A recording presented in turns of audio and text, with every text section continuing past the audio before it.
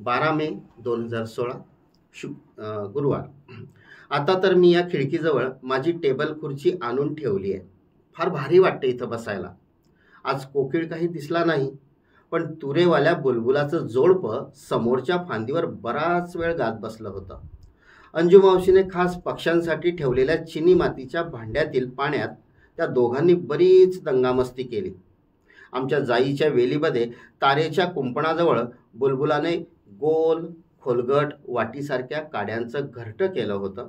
त्यात 2 छोटी छोटी अंडी पण घातली होती. ते मला आठवलं. मग यमुनेच्या काठी किती बुलबुल असतील?